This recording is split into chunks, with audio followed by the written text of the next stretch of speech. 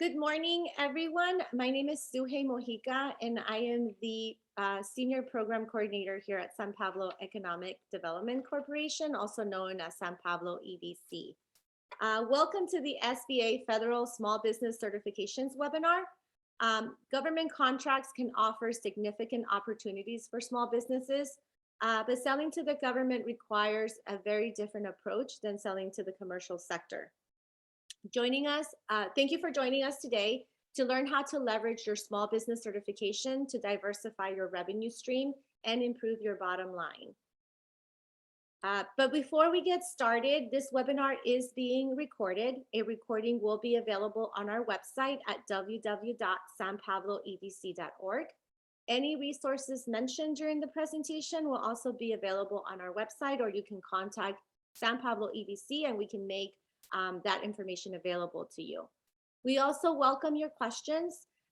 If you can please type them in the Q&A box or in the chat box. As you know, you are in viewing only. Your microphone will be muted the whole time. So the way that you can ask questions is through the Q&A box or in the chat. And we will try to answer them at the end of the webinar. I would like to start by giving you an overview of our business offerings here at San Pablo EDC. We offer everything from business development, such as access to capital. We also have experts and trustworthy partners. If we're not able to help you in-house, we can definitely make those referrals out to our partners. We also provide templates and introductions, anything from business plans to profit and loss statements. And then we also, like I said earlier, we do have access to capital through our partners. And we also do webinars such as this with community partners such as SBA. The other resources that we offer are technical assistance to either start, stabilize, or grow your business. We also have specialized in COVID-19 technical assistance, such as reopening checklists, QR codes for menus, grants, and other resources. We also do marketing and promotions services. If you definitely are interested in that, you can contact me. I will have my contact information at the end of this presentation, and many, many more resources. Let's see here, next slide. We also have roadmaps and templates that we can provide for you to make it easier. We like to connect you again with resources, whether you're a startup or an existing business. We try to provide you with all the resources that you need to succeed with your business. We also provide training and resources you need to learn how to start, manage, and grow your business. Let's see here. And today we would like to thank our partner, Small Business Administration, for making this webinar possible. We are grateful for their partnership and collaboration with San Pablo Economic Development Corporation. Our presenters today will be Maria Pineda, Outreach and Marketing Specialist, SBA, and then also Carlos Gutierrez, Deputy District Director for Small Business Administration. Without further ado, I'm going to have them share their presentation. So again, if you have questions, please type them in the Q&A and chat box. I will be keeping track of that, and we can answer your questions at the end of the presentation. Maria and Carlos, I'm going to go ahead and turn it over to you now. Thank you to both. Okay, thank you. Just trying to share my screen. So Sujay, it says host disabled participant screen sharing. I don't know if you have to enable something. Okay, let's see here. Yeah. 1 second. Let me. Thank you. Go ahead and.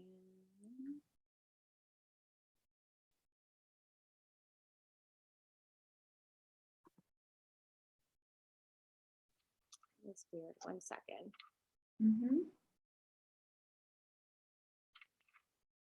Okay. It should work now. Okay, thank you. Okay, sorry about that. No worries. Okay, can everyone see this, Yes. the screen? Okay, excellent. Okay. So,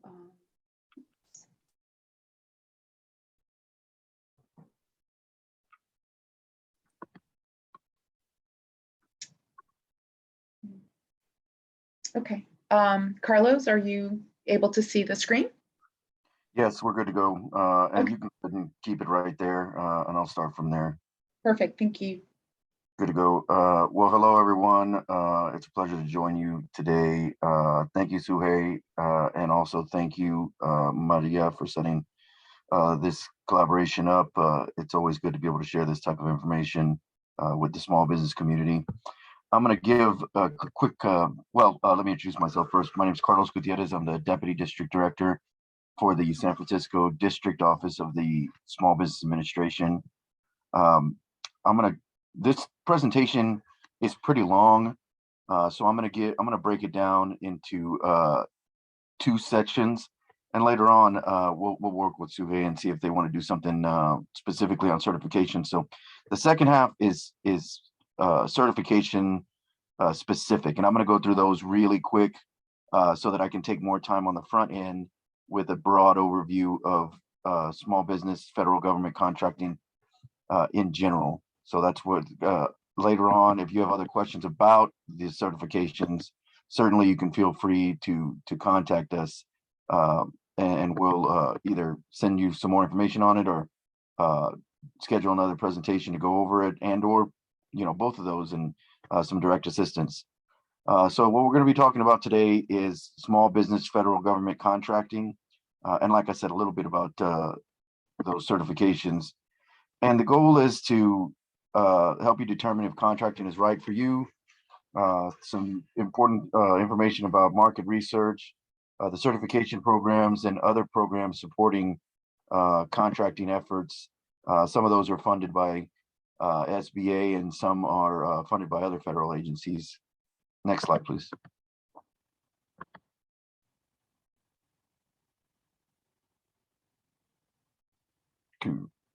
All righty.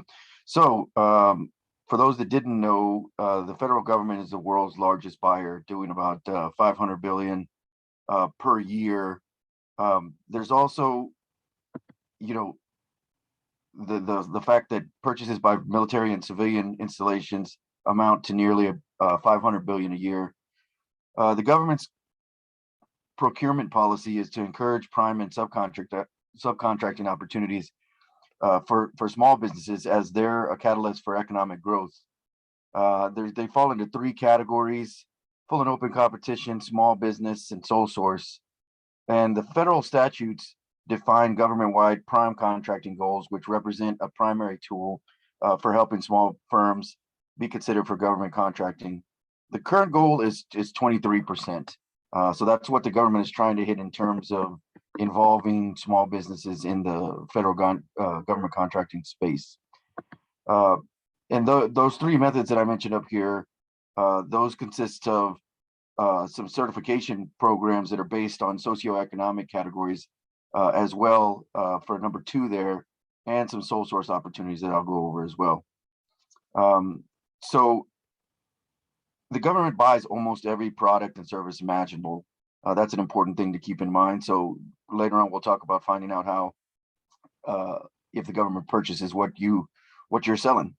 And you do need to advertise and look up opportunities, and the government agencies and programs each buy specific things. So you're going to want to know what all the federal agencies are, and then learn how to look up what each one of them primarily buys.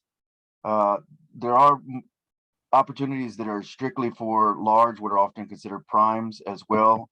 And there's advantages to doing government contracting, namely that the government is consistently spending, and it pays its bills usually within 30 days, often electronically, but sometimes it's a net 60 or a net 90. So it's important to keep that in mind. We'll revisit that as well in just a second. Next slide, please.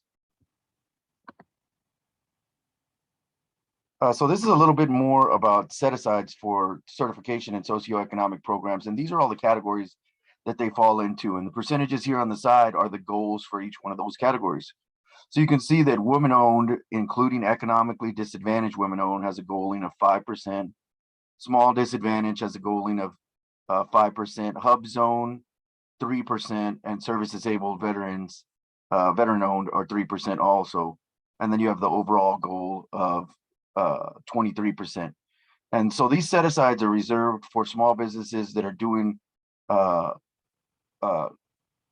procurement opportunities between 10,000, which is the micro purchase threshold, and 250,000, which is the simplified acquisition threshold. So it's important to keep in mind, these set-asides are reserved for those small businesses that are doing them within those ranges. Next slide, please. Oh, something happened with my presentation here. Give me a second. Oh, right. Let's see what happened here.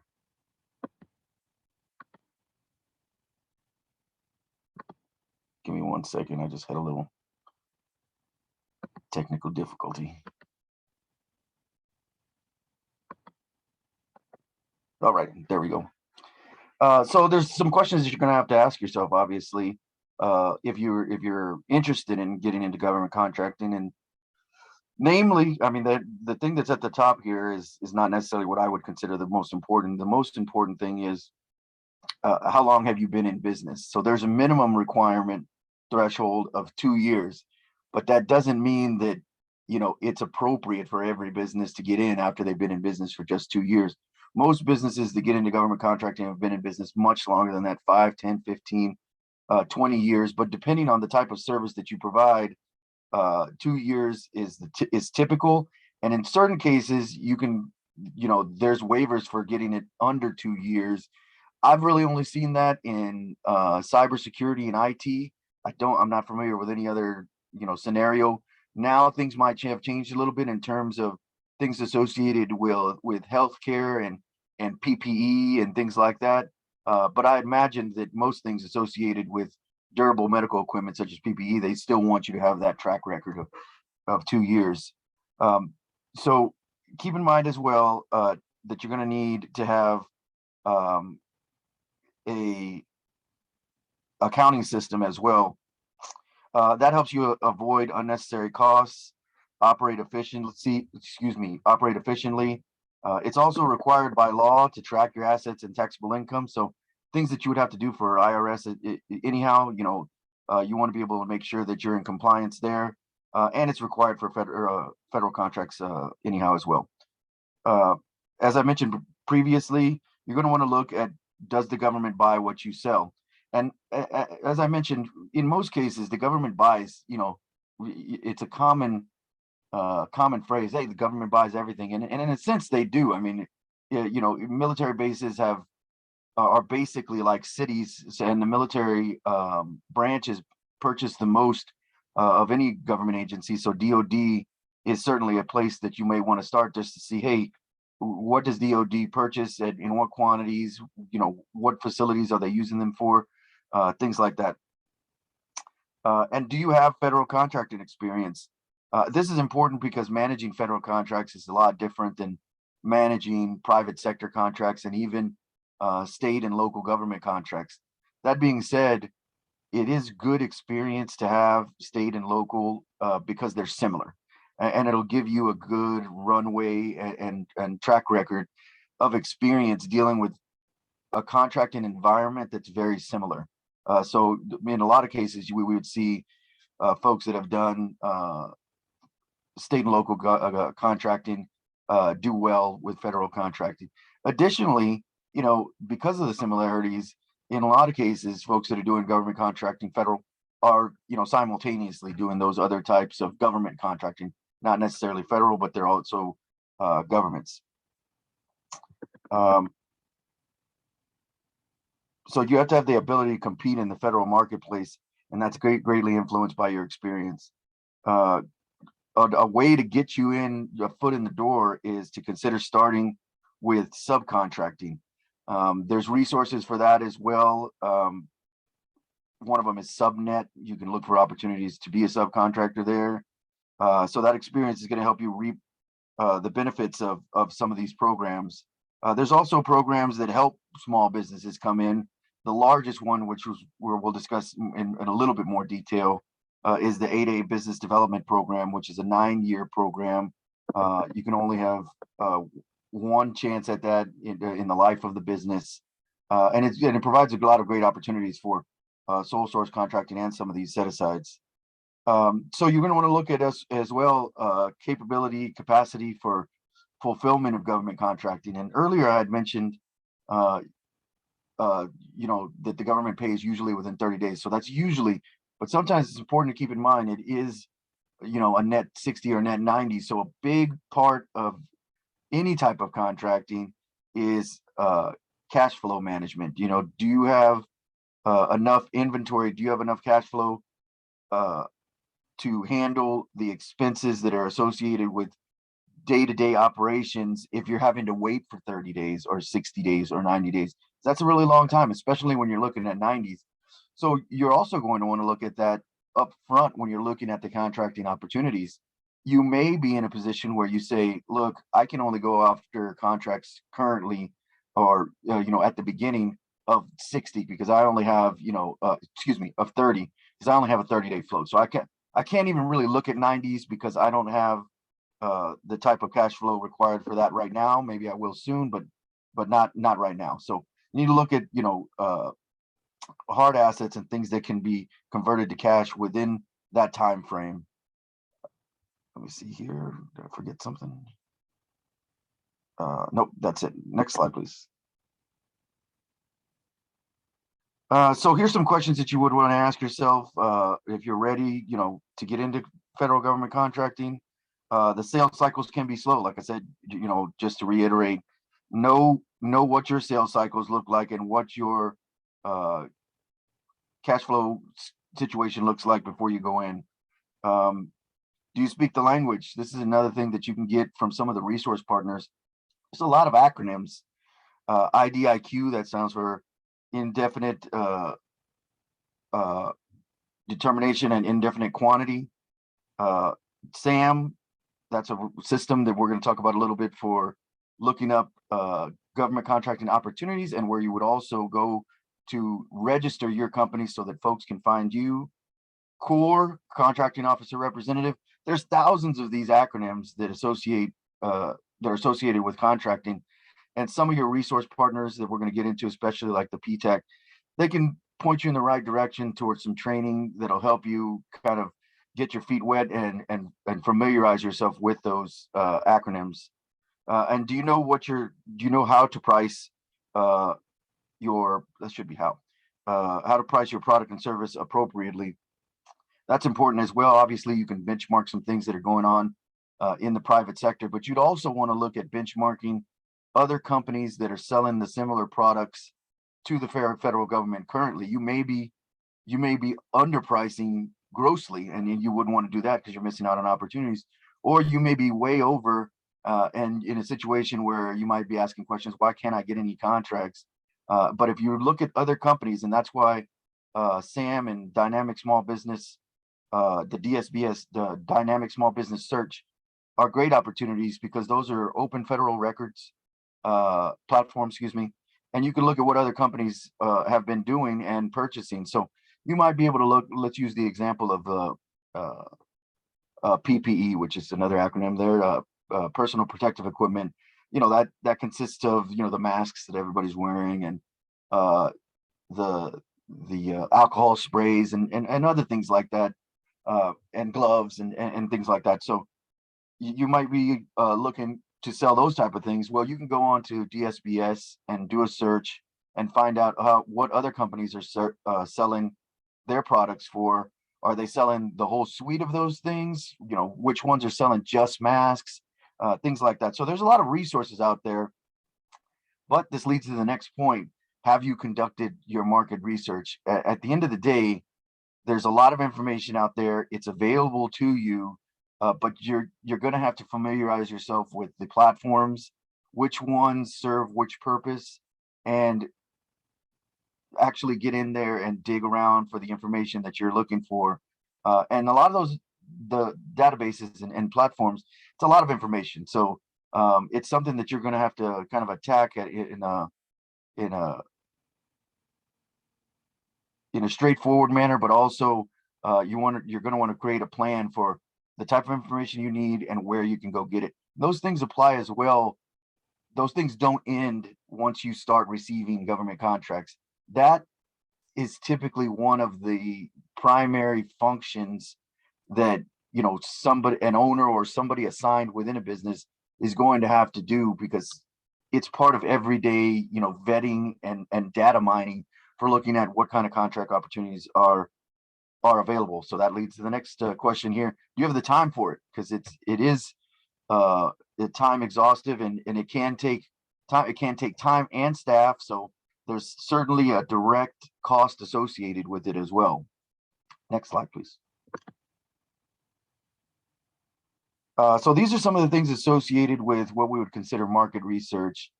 You know, do you know your NAICS code? Do you know what a NAICS code is? That stands for North American Identification and Classification System. Every single business that's looking to do business with the federal government or doing business with them currently has a NAICS code, and you know it's assigned based on the primary type of business that they're doing or product that they're selling. And you would go do your research on that and identify that. And in certain certification programs like 8A, you know, folks within the SBA will look at that and they'll make sure that there's alignment there with your NAICS code and the actual products that you're doing. And just an example of one of those things, like let's say that you're doing construction. Within construction, there's a lot of subcategories. So some businesses might put, well, we do the full suite of, you know, residential construction. Some might just do paving, and that's its own NAICS code. Some might just do concrete work, or some might just be electrical contractors and not do the full thing. In which case, sometimes I've seen this, you wouldn't want to put a NAICS code in your profile that stipulates that you do all of the residential construction, right? Because you don't. And it's much better to be targeted. If you're just doing, let's say, for example, if you're just doing electrical, then make sure you find out what the NAICS codes are for electrical and make sure you're putting those in there. There might be other subcategories. You might be doing HVAC and electrical. Well, you can put those two, but you wouldn't want to put things in there that you don't do. And in some cases, you know, I've looked at capability statement and there might be 30 NAICS codes on there, and sometimes folks think that's good. And in certain situations, it's not good. The more is not better, because you know, it's too much information, and it's too much if it is outside the scope of what a company is capable of. So that kind of leads to another point listed here. How are you different? What differentiates your company? Is it experience? Is it a certain type of work that you're doing? You know, let's say it's work with sump pumps or something like that, for houses that have sump pumps. That's a certain type of specialization. Not a lot of companies do that. That's just an example, obviously. You're going to want to look at what agencies, as I mentioned, purchase your goods and services, and from whom did they purchase. We'll talk about DSBS a little bit more in some of these follow-up slides. Should you partner with a more experienced company? The 8A program in particular allows opportunities for this. There's mentor protege programs. Two of them recently combined. There was one associated specifically with 8A, and one of them associated with small business in general, called the All Small. Those combined recently, consolidated. So if you're interested in mentor protege programs, you can certainly look up information on those on the SBA website. They're great opportunities. They're great vehicles, I should say, for two things, potentialities. One of them is the business development opportunities, just in general, the learning from a company that has experience in a field that you may be trying to break into in the federal government's contracting space. And in general, there's two kinds of skill sets associated with federal government contracting, and sometimes it's important to make that distinction. So there's the experience associated with the technical work that you're doing. Let's go back to the residential electrician, right? Let's say that, that's one skill set, but the other one is just knowing how to manage learning and continuing to learn, and then putting that in practice, knowing how to manage contracts. And then you add on top of that another layer of knowing how to manage government contracts. And the third layer is knowing how to manage federal government contracts. So there's a lot of minutia associated with that skill set aside. So obviously any business owner is going to have a lot of experience or skills at what they're trying to do. If they've been in business for a while, they'll know how to do the work, the technical work. But the thing that needs to be added to that in order for a company to be successful or even eligible for government contracts is just knowing how to manage those. And so that's important. It's an important thing to keep in mind. Next, you have a capability statement. I'd mentioned that earlier. The resource partners, Economic Development Corp being one of them, and your small business development centers, and especially PTAC. Sorry, if I'm using acronyms that you don't know, like I said before, you kind of get wrapped up into this. Just I'll use of all these acronyms. Feel free to put it in the chat or send us a question, but I'll try to give the definitions as I go on.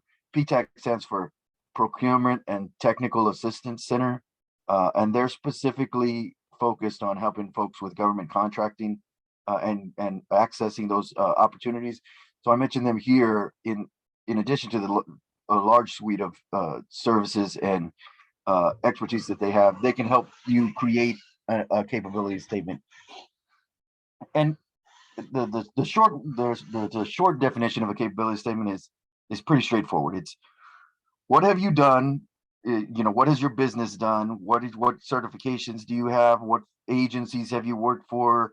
If you've done 3 contracts with State of California, 2 with City of San Pablo, you're going to want to include those, and they'll show you how to write it up and put it in there and what information to include and not include. And there's no one exact right way, because there's certainly several types and formats capability statement, but they'll go through that with you, and it's valuable to have that. For number one, just to have one, you really need one. It's also important to update it and make sure that the NAICS codes that are listed on there are accurate, and that you're continuing to put information on there that would be relevant to anyone that's a contracting officer with a federal agency that may be considering awarding a contract to your firm. So you're going to want to look at acquisition forecasts as well. Sometimes folks might be, get a little frustrated. They might be trying to get, contracts with, let's say, Department of Education, and they can't find anything. It's been months and months. Well, if you would go and look at the forecast, they might have known in advance any number of factors could contribute to why, in this example, Department of Education is not sourcing because usually all these federal agencies are sourcing things all the time, but they might not be sourcing things within a specific segment or category. And that's because they're just not, and they'll list that on acquisition.gov. They have a plan for it. It might be something that's planned for 2024. So if it's planned for 2024, no use, looking for contracting officers to sell your product if you've already found information about their plans in a particular segment to source at a date in the future. Might as well prepare for that. And you can start doing other tasks, such as reaching out to contracting officers in general, just to let them know who you are and giving them that capability statement. But you're not going to be overtly looking at applying for contract, because there's not going to be any available right now. On the opposite end, you may get information from acquisition.gov about, let's say, GSA is, back to a PPA example, is planning to source, $100 million worth of alcohol spray for disinfection in 3 months. In that case, your process, your methodology would be geared toward a shorter time horizon, where you'd be thinking, okay, what do we need to do? What do we need to get in place to get our capability statement in front of this contracting officer, and also be prepared to execute on the contract if we are indeed selected. And so you're also going to want to keep in mind that there's folks within these federal agencies that serve as small business liaisons, and usually most federal agencies have what's called an OSDBU office. I might get this one wrong, but I think it's a Office of Small Disadvantaged Business Utilization. No, that's right. And the acronym is OSDBU. So it's basically office for small and disadvantaged businesses to go and find information out about, let's say, additionally, forecasts and current procurement activities, plans in general. Also, I've seen in some cases, might be an opportunity for an unsolicited contract. If you might not see anything, that's being listed on some of these databases that we have a slide on this in a few minutes here. But you might have a product you think, well, or service, this agency might need this. One example is, cybersecurity in general.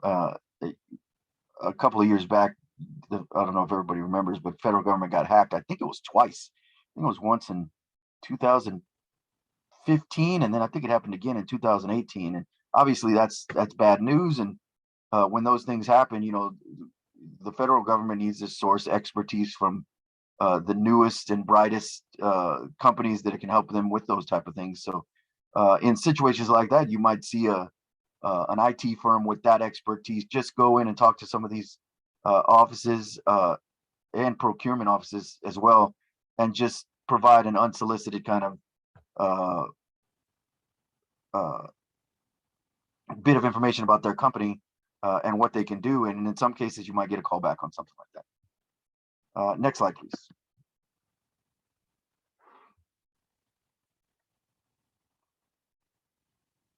So there's obviously the need to do proactive self-marketing, and this is just kind of a recap because I kind of got ahead of myself and talked about a little bit of this earlier. So you're going to want to identify federal buyers. Usually those are contracting officers. Their acronym is KO. I think they use the K because they use a C for the acronym for the ones that manage the contracts directly, which are called CORs, and that's COR, Contracting Officer Representative. But the KO, the contracting officer, is the one that actually approves and signs off on contracts. You're going to want to know, what are these procurement officers? What are they looking for? So identifying those and identifying procedures for those that are making those buying decisions. Focus on the things that you specialize in, and make contacts through small business events. Some of the community stakeholders, such as your San Pablo EDC here and small business development centers and others, they'll have annual events, contracting events, and sometimes folks from federal agencies will come. In some cases, they'll do round robins. Obviously, things have changed a little bit recently due to the pandemic, and there's less face-to-face. But I know that even when the pandemic was at its height, there were still organizations and associations as well, private sector associations, that were doing these things virtually. So that is an add-on as well to what was mentioned previously concerning research. It's always great to talk directly to a contracting officer or somebody that works within a procurement office, or folks that are in a position to be the one who makes buying decisions. And usually that includes, finding out what these events are, who's handling them, who's hosting them, who they intend to have come in, and targeting specifically the ones that you feel would be most advantageous for your product or service. So you are going to have as well associated with this a marketing plan and a strategy to proactively self-market, and you're going to need to determine which federal agencies you won't want to. I'm not going to say waste time, but it's rare that a strategy whereby you are targeting all of the federal agencies is productive, right? Because you only have so many resources. So picking and choosing appropriately is important. Also remember, I'd mentioned SAM earlier, and that's where you would go to register your business, but that's that's a minimum requirement. It's not enough to obtain a federal contract.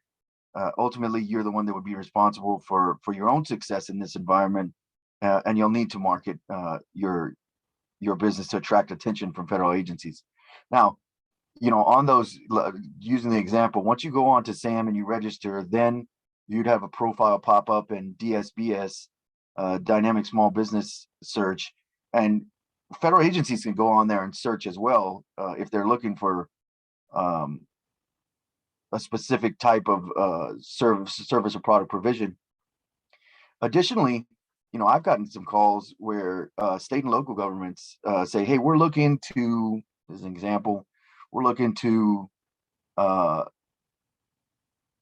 do a solicitation out to either minority-owned companies or veteran-owned companies. Do you know where we can find them? They can use that same resource to go look for them on there.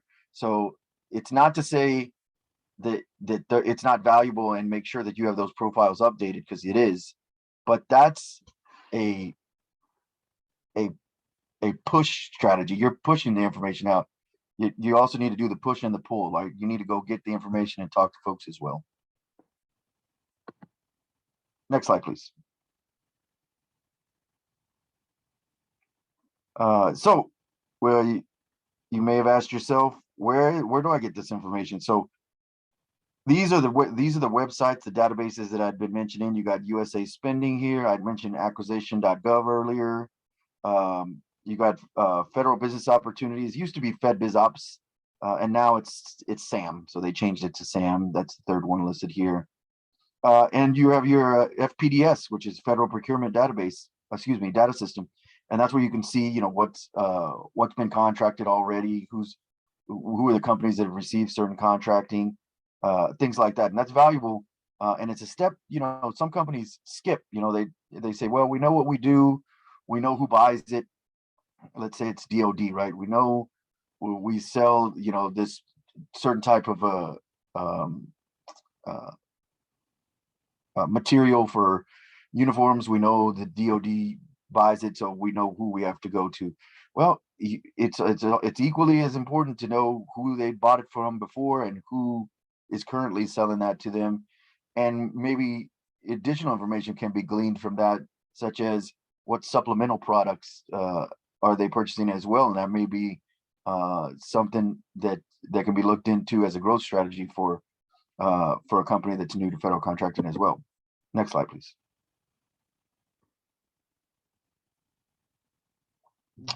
So these are some databases that you're going to want to sign up for. They're hot links in here. What we did is Marie is going to send a PDF of this presentation to the EDC, and you'll be able to have this for your reference, so you don't have to remember this.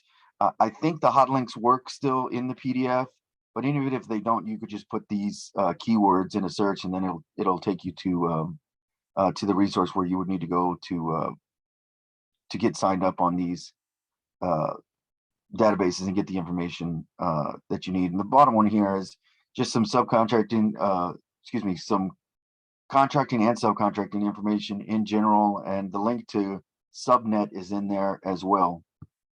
Next slide, please.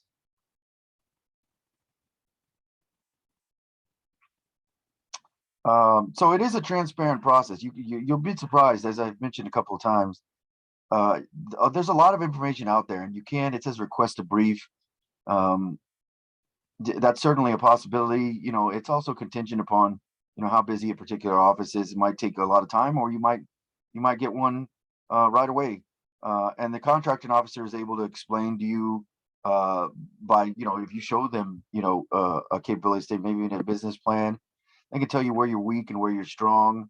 If you lose a bid, you have the right to request this type of debriefing, and the contracting officer would have to tell you, based on what did you lose that bid, and it may be just one thing or it may be several things. So, um, you know, contractors do this on a regular basis if they lose a contract, and it is a good resource because you would want to know why you didn't get it, and it could be anything. And some of the most common ones are capacity, right? So capacity or cash flow or experience, and by capacity I mean, if you had been doing contracts, this is a big one. If you'd been doing contracts that average, let's say, between 300 and 600,000, and then you apply for a contract that's a $6 million contract, that may be a situation where a contracting officer would come back and say, look,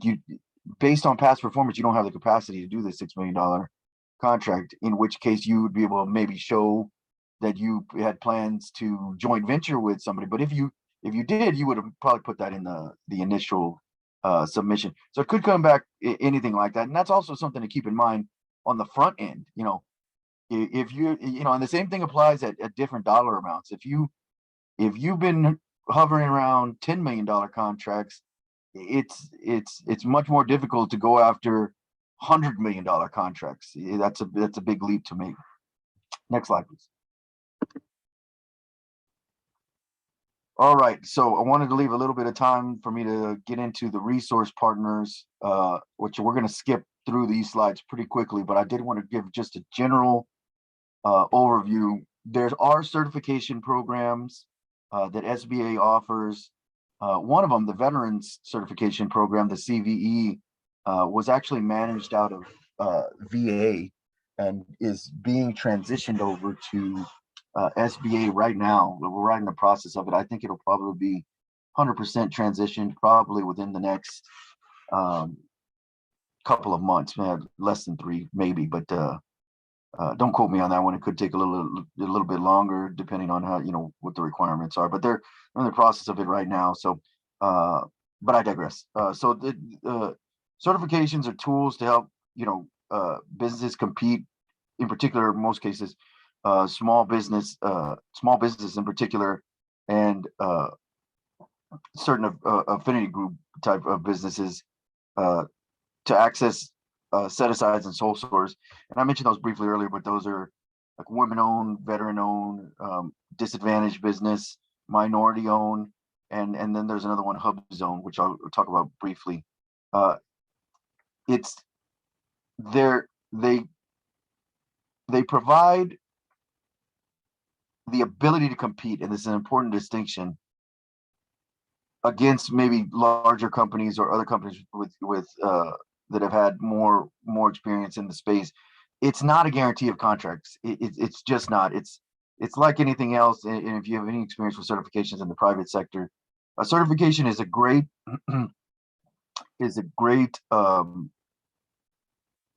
tool, and it's a great asset to have for a company. It shows that you qualify for things in certain categories, but it doesn't mean that you're automatically going to get contracts because of it.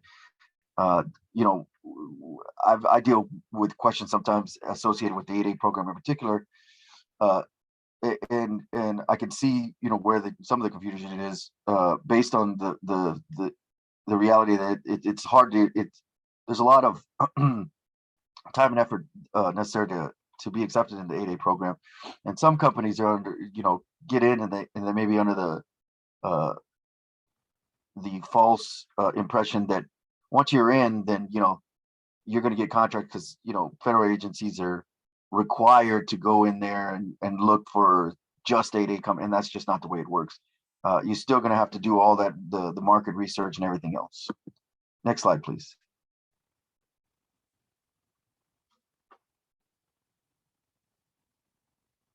So this is just a quick list here of the programs that I just mentioned. Certification is required for the 8A program, which is the 9-year program I mentioned earlier. Hub Zone and the woman-owned small business, that includes the economically disadvantaged. And by the way, the Hub Zone program is, out of these, is the only one based on regional location of the business instead of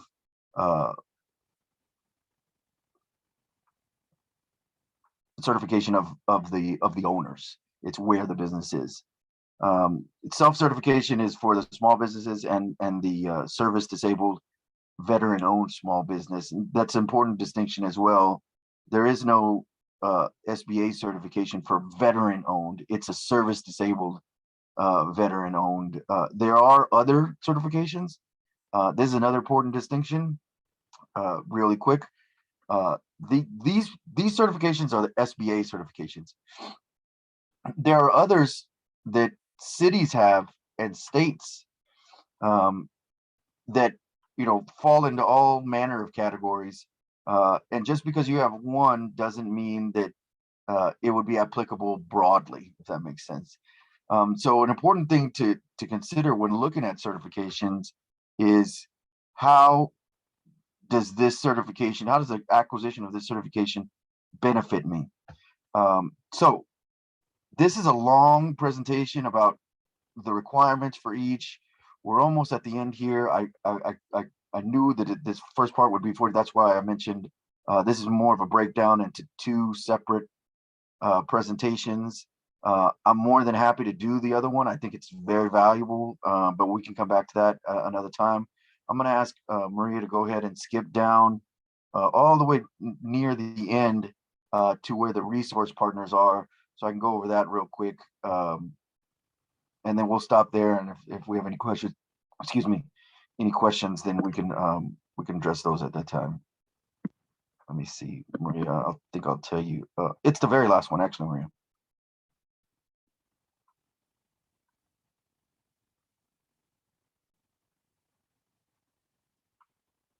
So while she's getting down to that last slide, I will mention as well, Maria's going to send that PDF, as I mentioned, and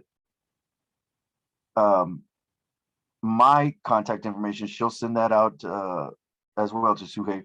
And if you have any questions, feel free to reach out to me. I deal directly with contracting and the 8A program in particular. So feel free. We also have a business opportunity specialist in our office that can work with you.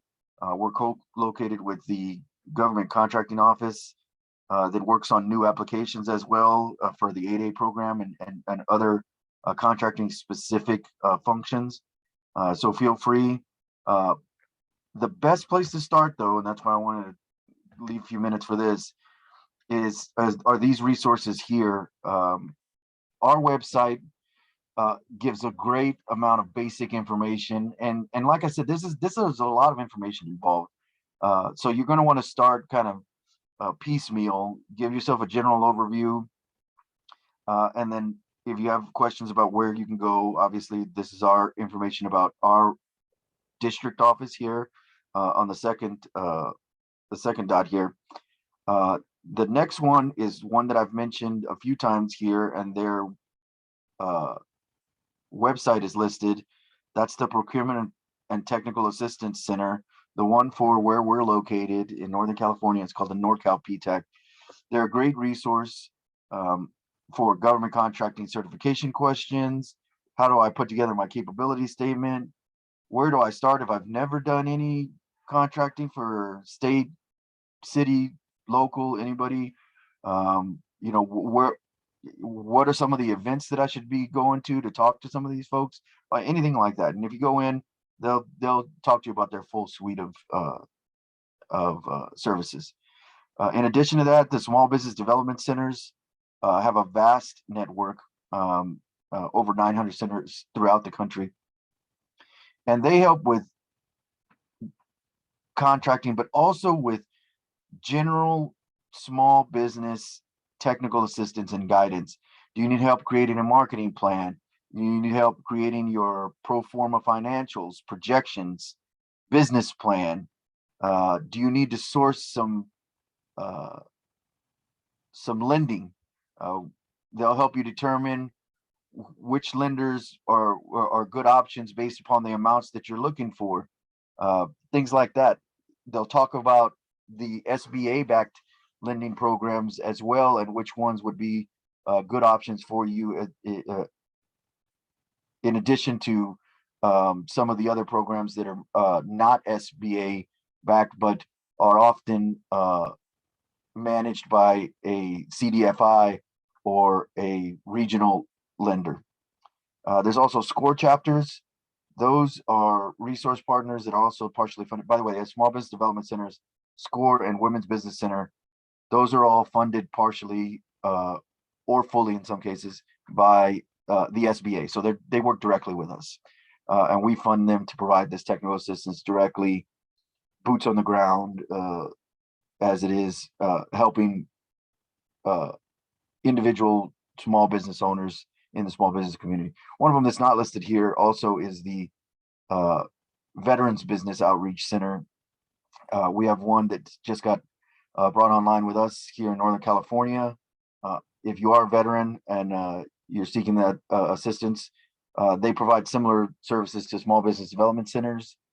I actually used to run one of these Veterans Business Outreach Centers in Region 5 down in Texas and the surrounding states. So feel free to reach out to us on that as well. Back up to SCORE though. SCORE serves a lot of these functions as well. And you're going to want to, in some cases, I'm just giving a general overview. SCORE is great for mentorship. They're retired executives, Service Corps retired executives for the acronym. They, depending on what chapter you approach, they have subject matter experts in, let's say, accounting compliance, or one might have been an executive and in charge of marketing. Another one might be have formerly been a CEO, COO, Chief Operations Officer. So depending on what you need, you might come in and say, look, I'm really struggling with some supply chain issues, and you'd want to talk to somebody that's an operations expert. They might have those kind of folks. Also keep in mind, if they don't, there's other chapters, and it's important to keep in mind is that for all of these, let's say, you reach out to SBDC and, you're looking for something specific. If they don't have it, you can always reach out to a different SBDC, and you can work with all of these resource partners if you fall into that category concurrently. So let's say this is a good example. Let's say you're a woman veteran. So you might be working with somebody at the Veterans Center, the Women's Business Center, SCORE, Small Business Development Center, and the PT. You'd be working with all of them because you qualify for all those categories. And lastly, before I skip it, the Women's Business Outreach, Women's Business Centers, also very similar service provision, as I mentioned before, as the SBDCs. They can help you look at lending opportunities, business plan development, marketing plans, etc. Feel free to reach out to all of these, and if you do need additional information about how, what other ones are available, I know we have a few women's business centers. Maria is a great resource for that. She's an outreach and marketing specialist. She's certainly our staff member within our office that you can go to first if you have any questions. Certainly, as she mentioned at the beginning, anything can be also passed along to myself and anybody else within our office, within the contracting team. And I will stop there and see if we have any questions. Thank you. Thank you, Carlos. I know that was a major subject. It's a lot of information to deliver in just 1 hour. So I do want to let everyone know that we do have more webinars scheduled throughout the year with Small Business Administration, and we will be having one specifically on federal small business certifications. I know that we didn't have a lot of time today to go over that, and it looks like most of the questions that I have are towards certification. And so I'm not sure, Carlos, if you want me to read some of those, or if maybe we should cover those for those interested. I can share our website. They're on our calendar as to when we will be presenting on that topic. Sure. So I don't know if you want me to just read some of the questions, or if maybe we should just wait for. Well, based on the number of participants, I think that we could just say, let's have everybody reach out directly to me, and I'll answer them one-on-one. Okay, Because it's not that many, and correct. I'll work with. I don't want them to have to wait till the next presentation. I'm more than happy Okay. to do that presentation on certifications. I think that's a great idea. But for these folks that already have their questions, let's just shoot them my contact information, and then I'll answer their questions directly, when they reach out to me via email. Perfect. So yes, that's what I will do. As I'm going to share my contact information. If you guys would like to see more of the additional webinars, please visit www.sanpabloedc.org. All of our webinars are already scheduled. There's links that you can click on and register for those webinars. And then please definitely feel free to email me your questions, and I can then submit them to Maria and to Carlos, if we can see what would be the best way to get those answered for you. So having said that, I know we have 1 more minute left, but yeah, we have some webinars scheduled all the way till December. So please feel free to visit our website to take a look at what those topics will be. And definitely register for those. And we can answer those questions at that point.